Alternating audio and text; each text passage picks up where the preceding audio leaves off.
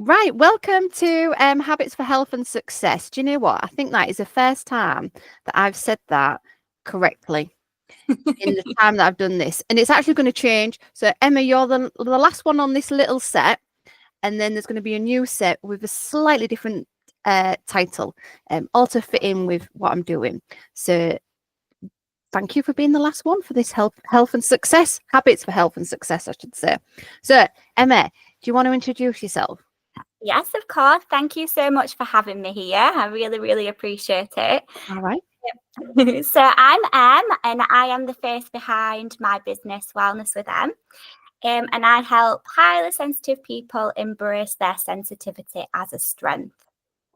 Brilliant. And I love that. I love that. Tell me how you came about doing it.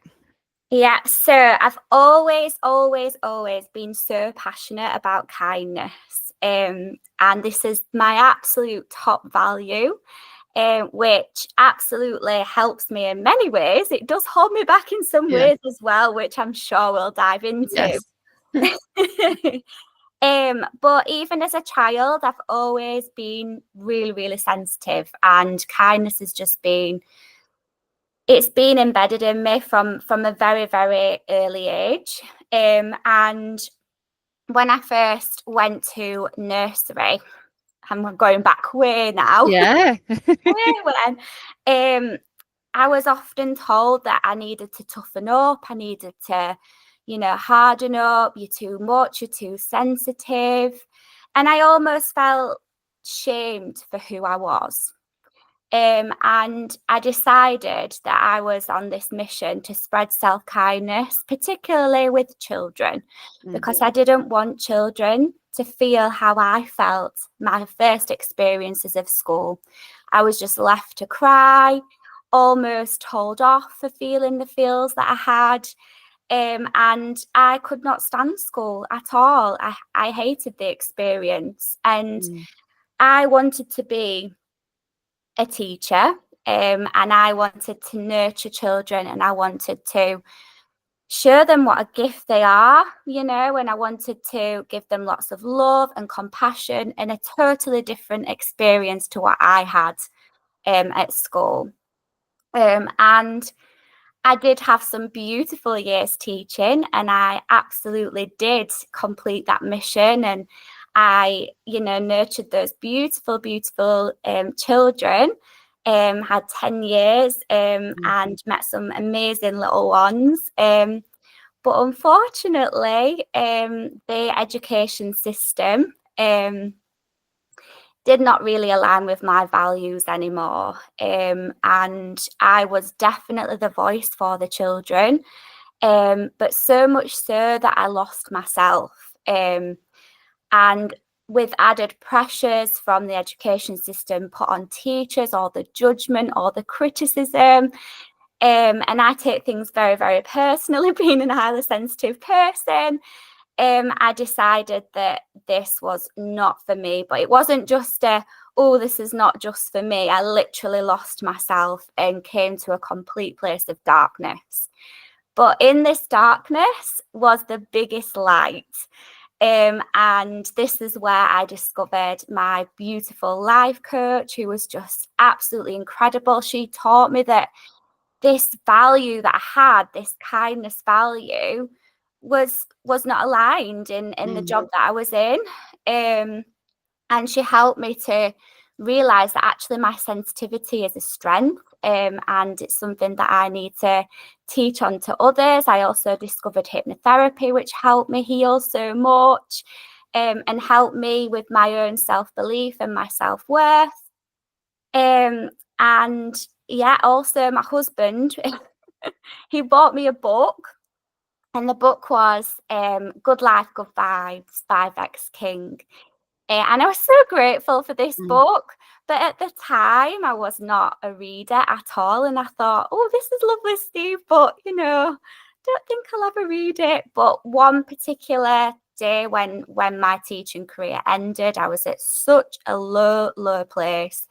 And I'll not go into all the details because it's a bit grim.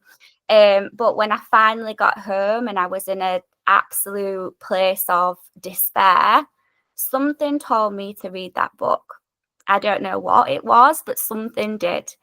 And as soon as I opened the pages, through all the tears, through all the sadness, I saw the light in that darkness, and I could not stop reading this book. And I learned about the law of attraction. I learned about the law of vibration.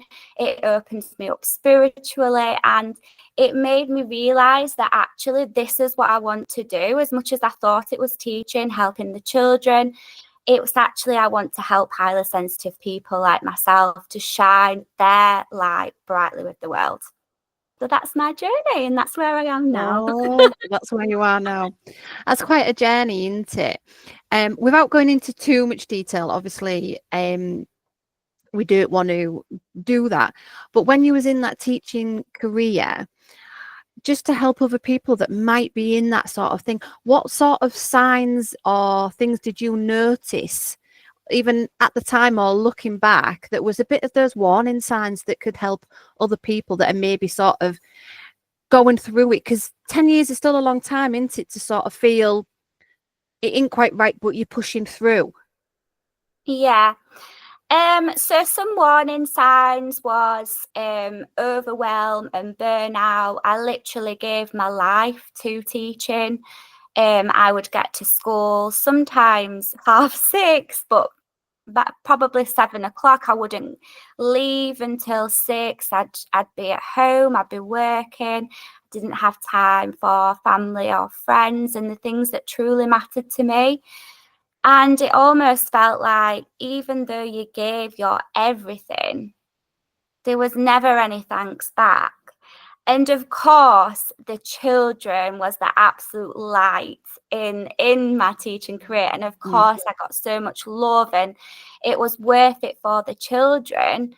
But I'd particularly say the last 3 years of my teaching career, it took a toll on me, and I completely lost myself. It was almost like I was numb to the world. And I would say that was the biggest telltale sign was the overwhelm and the burnout. And that's where I knew this is not right. And the more that you gave, the more that was expected. And it was not sustainable. And I feel that me being a highly sensitive person, I have got people pleasing traits, and it means a lot to me to make others happy. But I felt that I couldn't make anybody happy. Obviously, I did make the children happy, and that is the most important thing. But I realized that the system just did not align with my personality, with my values, with my lifestyle, really. And it's a massive jump into it, or did it feel a massive jump at the time to sort of say, give up that career that, and I think a lot of people relate to that, where you go down a path and that's the only path you can see.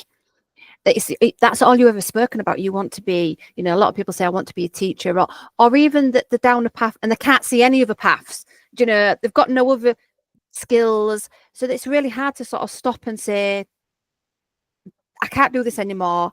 I need to do something else.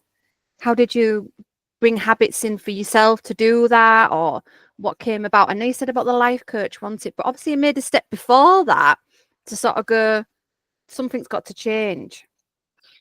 I feel that it was very long and drawn out, and I feel that it did cause me a lot of sadness, and it did cause me a lot of disappointment almost. And also I was hearing people saying, well, you can't just quit teaching, it's a waste. You've got your degree, you've been to university, what else are you going to do? How are you going to pay for your mortgage? And I feel that a lot of that I took on as well.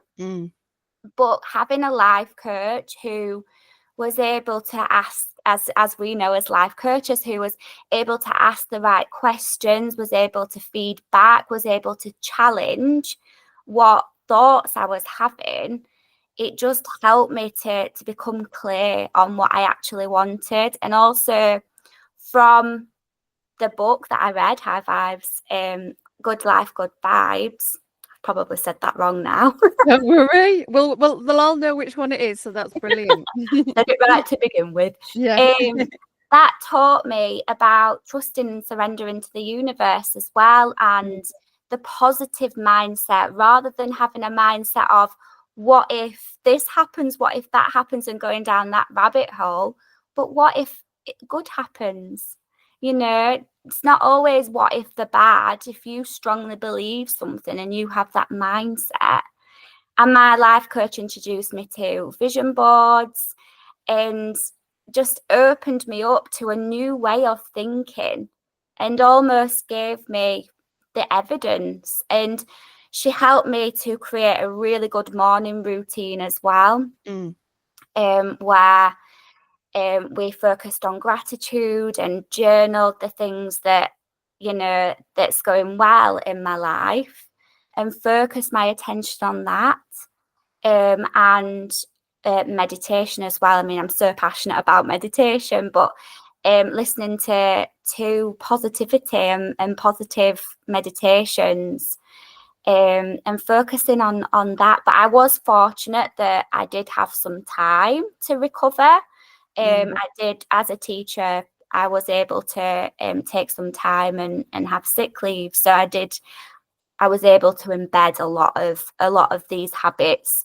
But it took me a long time because obviously this shame that could potentially shadow people's view of going on sick leave. But for me, that is what I needed. That's what I needed to be well. And I'm so grateful that I took that time to get myself better, because I wasn't very well.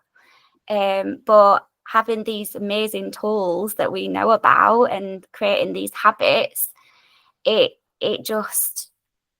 changed my life. So when you was before, you didn't have any of these habits, you wasn't like, because sometimes I think people think that we always have these habits and you can't you can't learn these habits later on in life, but you can, can't you? Did you have any habits that you used to do while you was teaching that were positive habits, or do you feel like there was anything that you took through that you still do when you from then, positive habits? I think as a trait of a highly sensitive person, and this doesn't always help me, it does hinder me as well, but because I am such a positive person about other people, and I'm always able to compliment people, and I see the light in everybody. That might be naive, but I'd rather be that way. And I like to tell people, you know, what I like about them, and what I find inspiring about them, or endearing about them, or loving about them. And I feel that was a habit that I developed. So rather than just projecting that on other people, I started to consider what I liked about myself, which was very, very hard at first. Yeah. But I realised how important self-kindness is, and that is something that has developed now. And I realise, and my life coach helped me with this, is that self-kindness is so important, because the more that we're kind to ourselves, the more that we fill our own cup up, the more that we can be kind to everybody else. And then that filters out into the world. And man, this world needs so much more kindness. Yeah, totally. So self-kindness is massive, isn't it? And it comes with a bit of self-awareness as well, is that sort of linking it into that, being aware of who you are and embracing that. So you've now felt that you embrace that more than what you did before. How did you get to that point? I mean, it's still very ongoing, and I still, you know, it's still a journey that I am on. It's still something that I need to improve, absolutely. But something that I do now is I use a strategy called catch yourself. So if I catch myself being negative about me, which it can happen frequently, and it depends, I suppose, like where I am and the situations, and might even my menstrual cycle might, impact that. But I just try and catch myself and think, how can I reframe this? Because how is that helping me? How would I speak to a friend? That is not how I would speak to a friend. And I try and reframe and almost give myself the advice that I give to other people, because I'm very good at giving advice to others. Yes. But listening to it and acting on your own advice.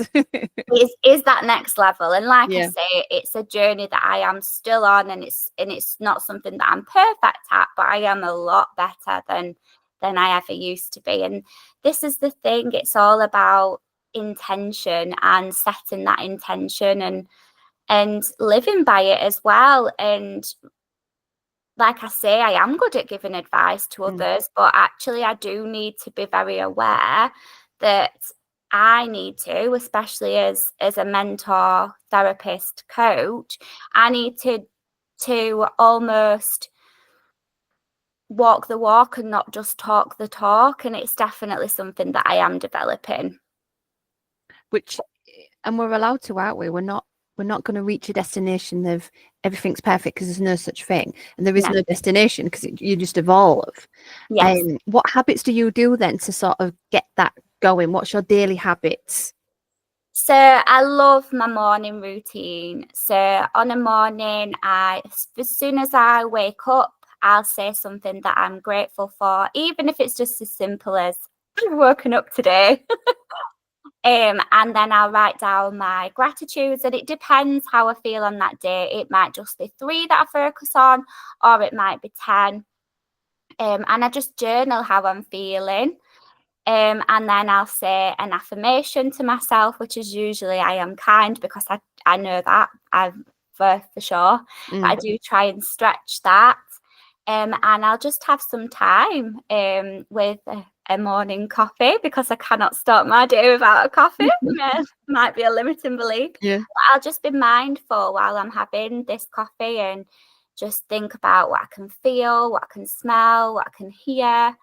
And just sit in that silence. And then if it feels good to me that morning, I'll listen to a guided meditation, and that just sets me up for the day. And how is that different to what you look back on during that time, sort of teaching and that time? What was your routine like then? It was just one big busy rush. So I would wake up and I'd be flapping, thinking about everything that I needed for the day. Do I need, like, 'cause I used to teach in nursery, so do I need to find a toy cow, whatever it is, and be thinking about what I needed to do. And it was just a case of everything was a rush, and it was almost like I was just on this adrenaline all the time, and not mindful at all. Just thinking, I need to get out of the house, I need to get to work, I need to do this, I need to do that. So not mindful at all. No to-do list for you. It was just to-do list for everything else, wasn't it? Absolutely, yeah. Yeah.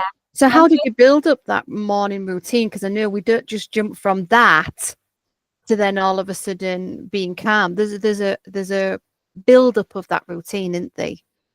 Absolutely. I think the first thing for me was gratitude. And I didn't start off by doing my gratitude journal.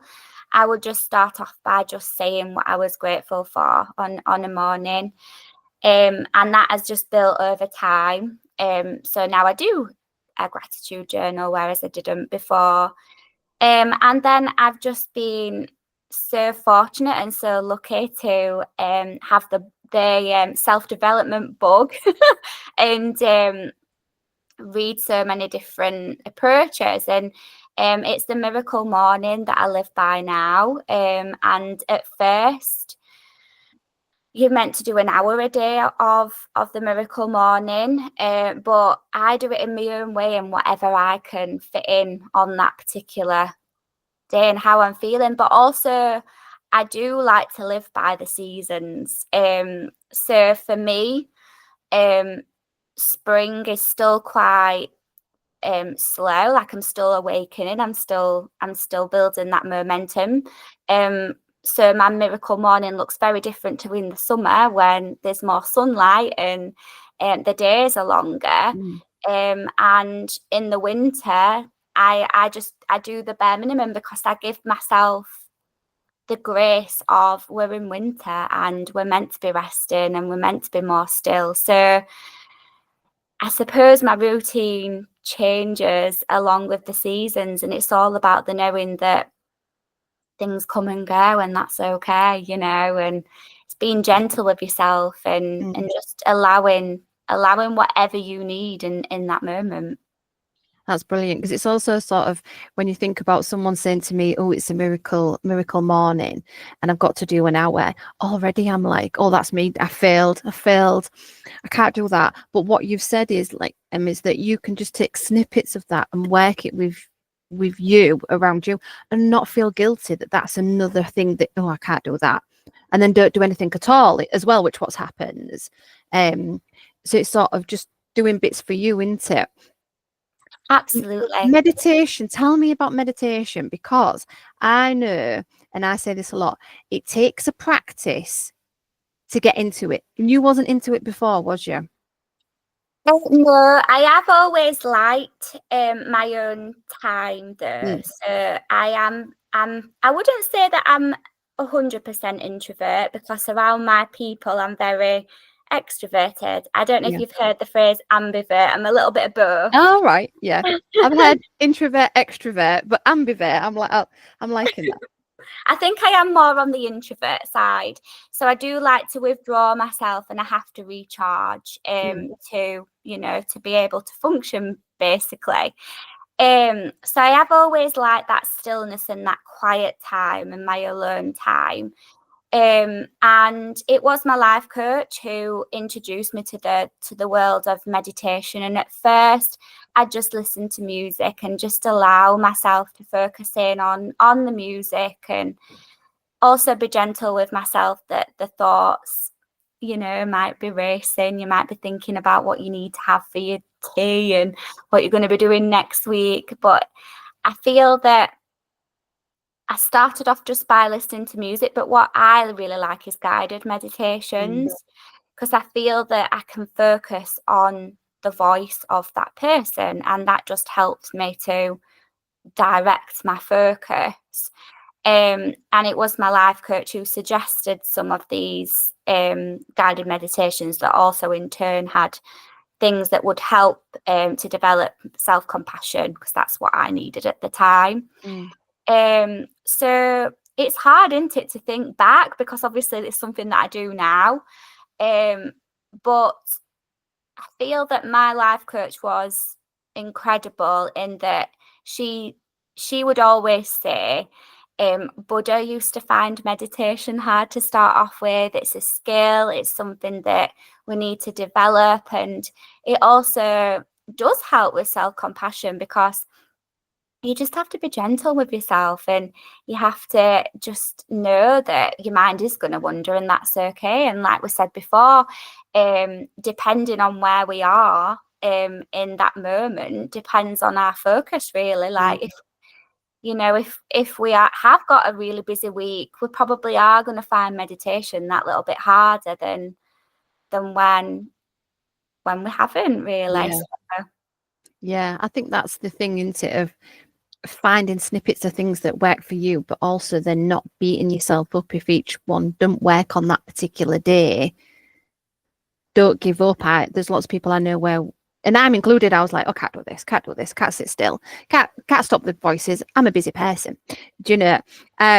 So and people say, yeah, but I'm too busy. And I'm like, that's the more the reason why it's really, really good to do, because it calms that moment down for you. You can still be a busy person, but you're going to be a calmer busy person. You're going to be a more productive busy person. And that's the key, isn't it? So what sort of other things do you do then? So you've got a cracking morning routine that you're very sort of flexible with, which is key, isn't it? What else do you do, Emma, to keep that sort of momentum? so another thing that I do, rather than thinking about everything that I need to do and writing lists, because I can get easily overwhelmed. And again, that comes with being a highly sensitive person. And I like to just do a few things at once. I'm quite flowy rather than having to do everything. Is rather than, well, I do still write a list, but I also write a list of the things that I have achieved. Because that helps me. It also it's almost like I'm celebrating the things that I have done rather than things that I haven't done, and then that just helps me to build that momentum. So that's something that I have implemented, and that has taken a lot of mindset work and a lot of reframing. Because my human design is a manifester, so I naturally do have so many ideas and I get overwhelmed. And to be fair, today I've had so many ideas as well, and I've just had to learn to almost reframe it and almost use the power of law of attraction and visualization, of visualizing that I've already done them and that it's already in the bag, you know. So that's something else that I do. I also am a Reiki practitioner. I'm so passionate about Reiki, and I do lots of self Reiki to help balance my energies. And then I don't know if you've ever read The Magic by Rhonda Byrne. It's amazing, isn't it? I absolutely love it, and I love the rock. So I have a crystal, a little cellular heart, which is my rock. And on an evening, I always focus on something that has brought me joy that day. And that just helps to keep my positive mindset. And yes, some days are harder to think than others, but it just helps you. And then obviously, if that's the last thought that you've had before you go to sleep, it ends your day on a positive note. Yeah, that's brilliant. So lots and lots of different things that you've probably built up over time again, and you didn't just all of a sudden do these things. What was the first habits that you started to do that helped you on that journey? I think the gratitude, yeah, because it just helped me to. That actually helped me a lot with the reframe, because not only was I grateful for the good things, it helped me to shift my mindset for challenges as well and things that weren't so good. And I almost was able to be grateful for things that didn't go quite my way, which that is a massive thing for me. Yeah. Explain a bit more about reframe, because not everybody will probably know what we mean by that. So try and explain that a bit more, because I think that was very relatable. It's just we've labeled it, haven't we? And yeah. So it's sort of changing the thought of it. So let me just try and think of an example.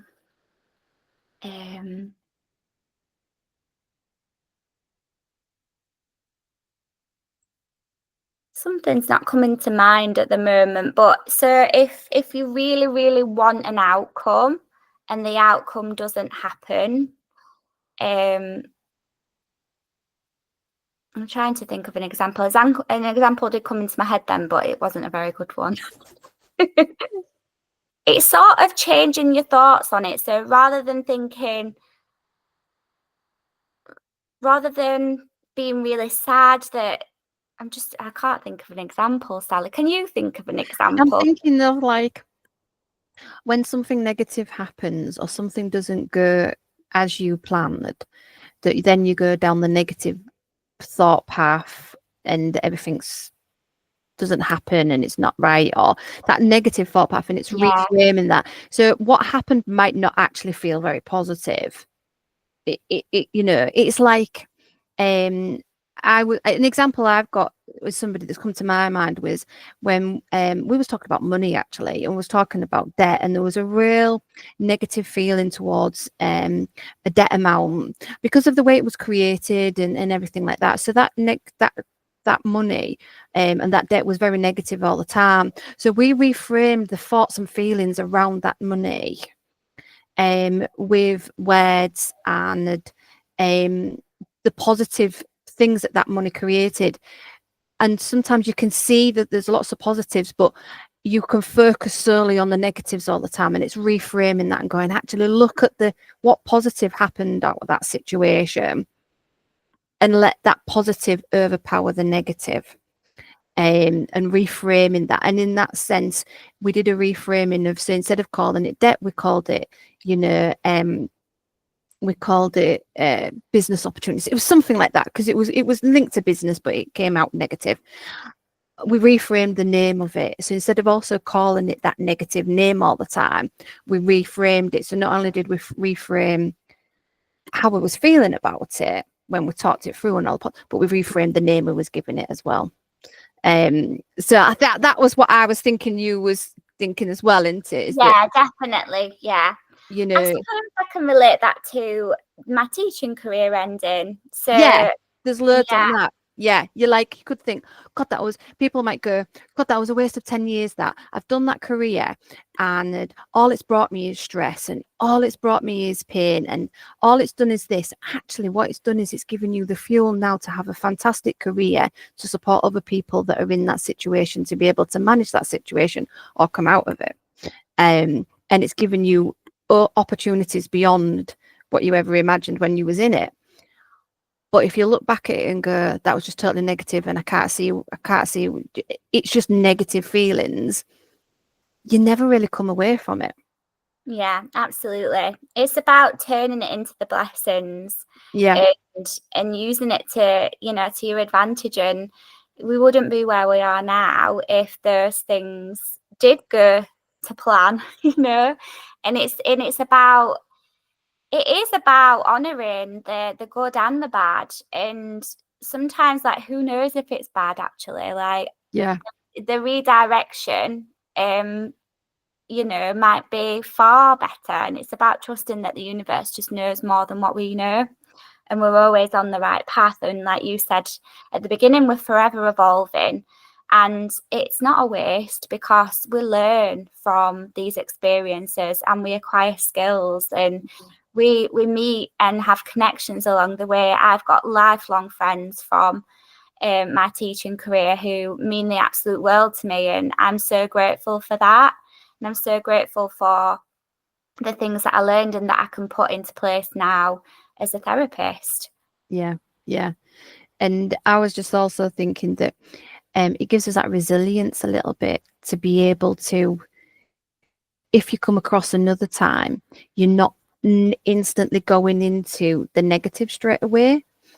You can think, right, there's something to learn from this. What am I learning? So already in that day or that moment, you're not thinking, oh my God, this is really bad. This is really bad. You are a little bit, but then you're flipping it quicker than what you would have done. You could have sat in that negativity for days and days and days, where you acknowledge the negativity. We're not suppressing it, but we're saying, actually, I feel like this, but I can learn from this. I can reframe this. And that's what you're looking. We can look forward with it, and we can look on the past, can't we, and go, right, I can reframe all of that and go, that was an adventure. That was interesting. A word I used the other week, their behaviour is very fascinating. It's very fascinating. Wonder why they're doing that. Do you know, like, even though it was frustrating and it wasn't aligned with what I would do, and I was, instead of getting frustrated and angry about it, I was more like stepping back and observing and going, it's fascinating why they're doing that. Why are they doing that? Do you know? And it just reframed that moment of how you might feel about something. So yeah, it's beautiful. But yeah, it's just we call it reframing because, and we know what it is. I know what you mean. Yeah. And I was like, oh, what is it? But to somebody else, what tips would you give to people now where maybe they're in that situation of you and your teaching career, And like you said, sometimes there's options, but you can't see them, can you? No. I suppose, like, for me, I understand that by focusing on the good and the positive, we are more likely to attract the good and the positive. But also trying to really consider what you can control, because we can't control other people's actions. We can't control events. We can't control different setups and whatnot. But what we can control is how we react to it. So we can either react in a way that causes more distress and more stress and more negativity, and we go on this spiral and a rabbit hole, or we can try our best, and it's so hard to do, and I know it is, but try and detach ourselves from the event or from the thing that's happening or from the person, and focusing, almost giving our power back to us on how can we react in that moment, because that's the only thing that we can control. And even if it's just a case of just not doing anything and just giving yourself grace of time and just focusing on your breathing, or just being really mindful of what we're saying. And even if you reframe what somebody's saying to you in your head, and you're not necessarily verbalizing it, but just bringing that power back to you and focusing on how you're reacting, because that's the only thing that we can control. Yeah. I was thinking when you were saying that I've been there, and I think it's very similar, and where when you're working for large establishments, education, nursing, hospitals, councils, you're in such a large structure that it can get very frustrating. Also, you're in that structure because you want to do like good, you want to do the best, you're very passionate about that mission, but the system and the structure squashes it. Yeah. And the frustration is unreal. And it is almost like stepping back and going, what bit can I control? What difference can I make within what I can do? Yeah. I've gone down rabbit holes where I was going to go and save the world. Do you know what I mean? Because this system is absolutely rubbish. And I was off on this crusade and that crusade. And all I ended up doing was just dissolving my own energy. Yeah. And where now I've really learned how to home in, which I think what you've done is, if I can change a few people's ability to deal with a situation, then that has a knock-on effect. And that knock-on effect is bigger than me getting frustrated with a big system that I have no control over. Do you know? And I think we was in the same boat with that, weren't we? Where like we wanted to nurture people, we wanted to do good, we wanted to, do right. But the frustration within a system can be so bad. And it's because it's that inner fire and that inner passion, and it is hard, and we shouldn't have to dim that down, but it's about rechanneling that energy, and for the greater good of your own well-being, really. Because unfortunately we can't always change things as much as we really want to, and as much as we know that possibly it's the right thing in our opinion, but it is hard. It is so hard, but there is a different way. Yeah. So tell me about what you're doing now then, and all the beautiful stuff you're doing. Oh, thank you. So like I say, I like to help highly sensitive people and everybody really. And I'm a hypnotherapist and a Reiki practitioner. I'm also a meditation teacher too. So I feel like I don't know what I do, Sally. Because being a business owner is not easy, is it? Running your own business, and then you've got to think of what you do. I know. So basically, I help people to be kind to themselves via the treatments that I provide, and just give them that almost pocket of peace for them, to be able to focus on self-kindness. And I like to do this in a variety of different ways. So I offer one-to-one treatments in my beautiful treatment room at home. And I'm also super duper lucky because soon I'm going to be working in a salon on Mondays in Barnsley. But I also like to do online programs. So I like to collaborate as well with other practitioners. So things like I've just done a 28 gratitude program, and soon I'm going to be doing a program called Spring into Joy, which is a 5-day high vibe energy building program.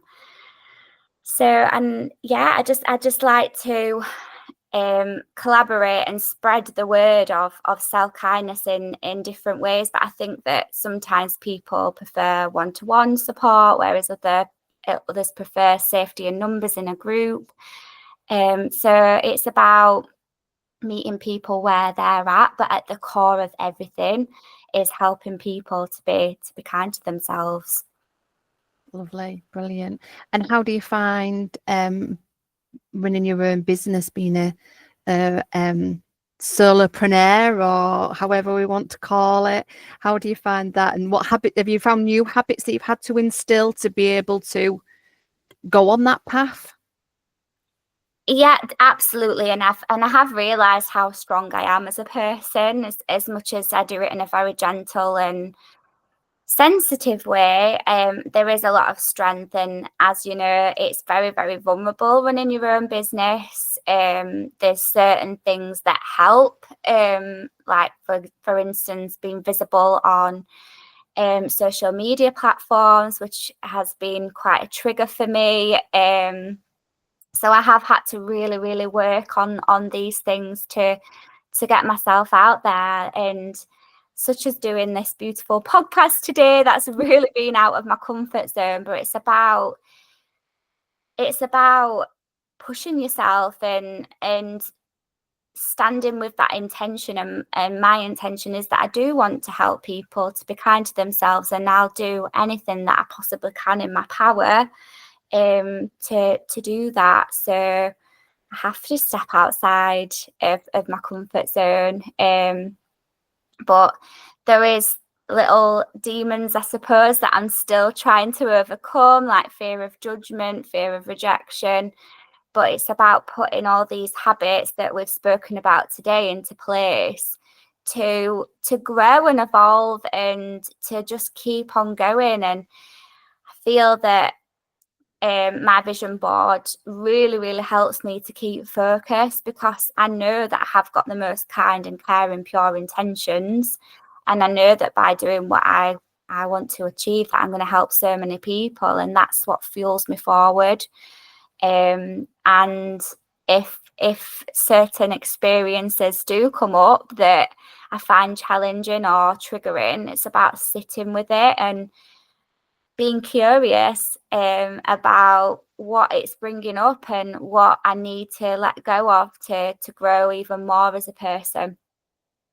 Brilliant. That's so lovely, because I think loads of people will relate to that as well. Of like, there's one thing having all the beautiful skills that you can share with somebody, and whatever your business is, but then you've got to run the business, sell the business. You are doing everything in that business until you grow and you can maybe hire other people, but even then you still got to control it. So it's like stepping out there and being your own boss, and you're the controller. That's scary. So it's almost like another layer of all the things we've got to work on, isn't it? We've like sorted ourselves out on this day-to-day path, and then we're like, now we've got to put ourselves out there. Yeah. And that's scary, isn't it?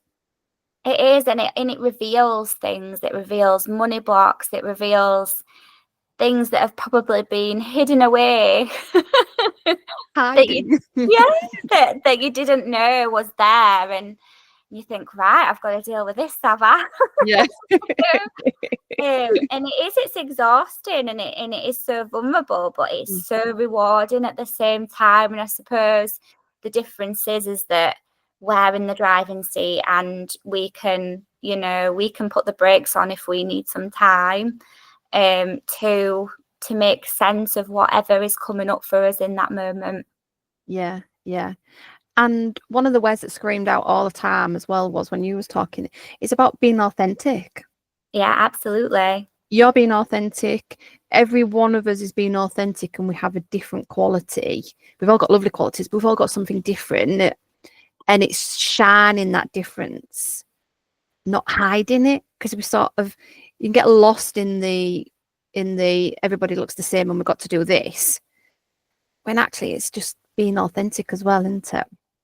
It is, and it's about sharing our own individual mission, because we train together, and I'm so grateful and fortunate that we did. But we are on different missions, and it's about. I know that Lisa, who trained us, she always says that there's more than enough abundance in this world for everybody, and I truly live by that. Mm.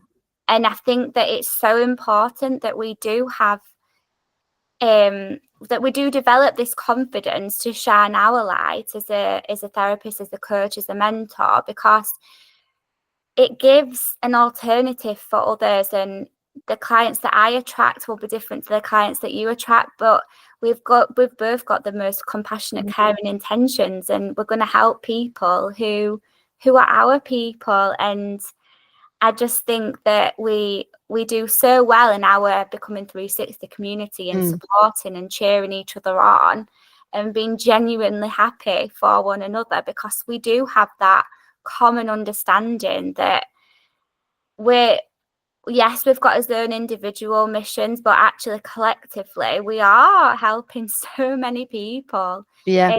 And that's what it's all about. Yeah, yeah. I also think, and this is why I like when I was doing these podcasts, I've not made them shiny. I've not, I can't actually work out how to edit them that well. So I mean, I thought, why go down that rabbit hole?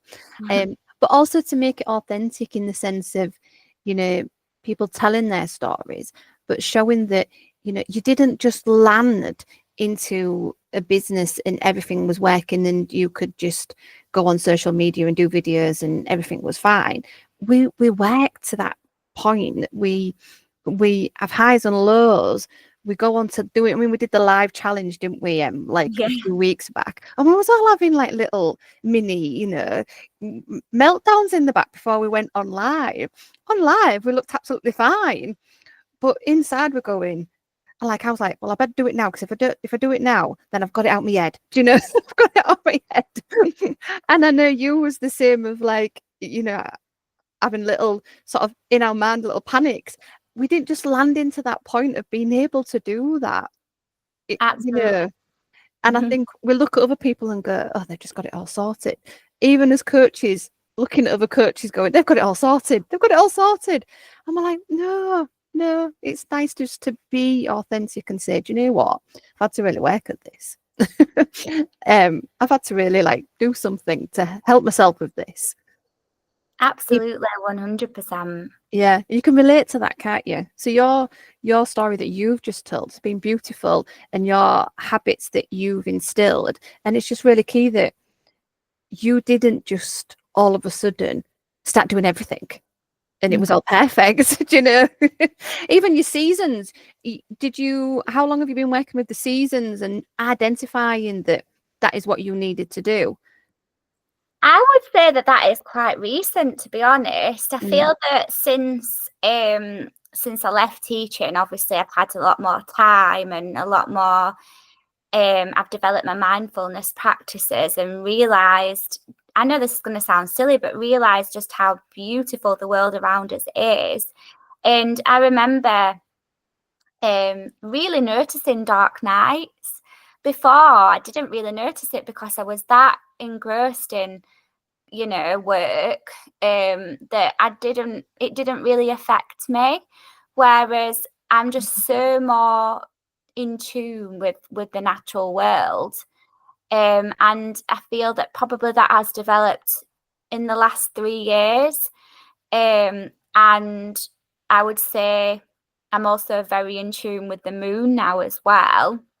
And I've always loved the moon, but I can really feel into her energies now. And I would say that that's developed probably over the last 18 months. And it's since I've just took that time to connect, and to live in the here and now, rather than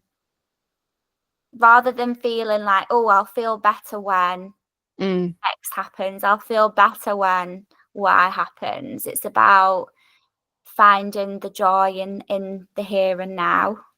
Yeah, and I think lots of people will relate to that. And I'm coming round to the seasons after probably berating myself of not being as productive in certain aspects in the winter months. And then looking back and going, do you know what? I never really have been. I have always felt a bit of hibernation during the darker times. I don't do as much exercise and stuff like that. And it's like, oh, I should be doing the exercise. I should be doing that. I should be getting up early. I should be getting early in the dark and the rainy mornings. And yet my body and my mind doesn't shift to it. It switches off. It just doesn't do it. So then it's like, then I'm going, oh, but I should. So I've lived in this cycle of feeling that time I'm not as productive and I should be as productive. Only now have I just started to realize you're just going with the seasons. You're just, that ain't the time for you to be doing that. Never has been. You've just, beat yourself up about it. And, as soon as clocks change. Well, probably when this has come out, which will be next week, the clocks will have changed now. So we'll have felt the difference from it. And we'll probably feel it different again, won't we? Do you know? Absolutely, yeah. And we all go, oh, I prefer it when it's sun, and oh, I prefer, but we don't live to it as much. Do you know? And that's because of the societal pressures and the norms that we're put under. We have to do the same, whether it's December or whether it's August. But that's not how nature works. No, and it wasn't how they used to work years ago. No. We've just decided this. Again, busy, got to be busy. So thank you. That has been lovely chatting to you and talking through that. I feel that will resonate with so many people about just embracing you, finding you, and that kindness that's there and utilizing it. That's your superpower. So it is your superpower. Thank you. And thank you for the last episode of this series. There will be a next series end of April, hopefully, where we'll just have a little name change. So thank you. No, thank you so much for having me. And just